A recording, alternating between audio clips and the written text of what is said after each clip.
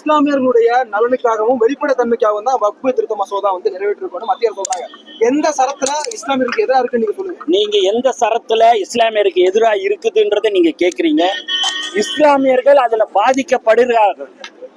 அவர்களுக்கு அந்த சட்ட திட்டங்கள்லாம் என்ன என்பது தெரியும்.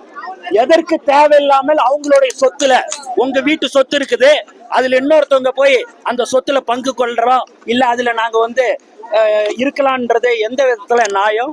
அந்த மாதிரிதான் இந்த சட்ட மசோதாவை அவர்கள் திரும்ப பெற வேண்டும் என்று தமிழக வெற்றி கழகம் சார்பாக கேட்டுக்கொள்கிறேன். திரும்ப பெறறதுக்கு அவங்க எல்லாமே செய்யறது எல்லாமே வேலிட் ரீசனோட செய்யறாங்க. எதிர்ப்பா செய்யணும்னு இஸ்லாமியர்களுக்கு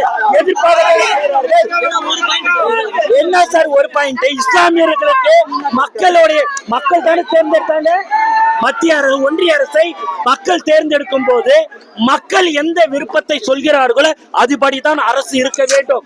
அப்படி இருக்கும் போது இஸ்லாமியர்களை பாதிக்கும் விதமான இந்த சட்டத்தை ஒன்றிய அரசு கண்டிப்பாக திரும்ப பெற வேண்டும். தமிழ்நாடு முழுக்க இன்று தமிழக வெற்றி கழகத்தின் ஆர்ப்பாட்டங்கள், அடையாள ஆர்ப்பாட்டம் தலைவர் அவர்களின் அறிவுறுத்தலின்படி நடைபெற்றுக் கொண்டிருக்கிறது. இஸ்லாமியர்களுக்கு நாங்கள் எப்போதும் உறுதுணையாக இருப்போம்.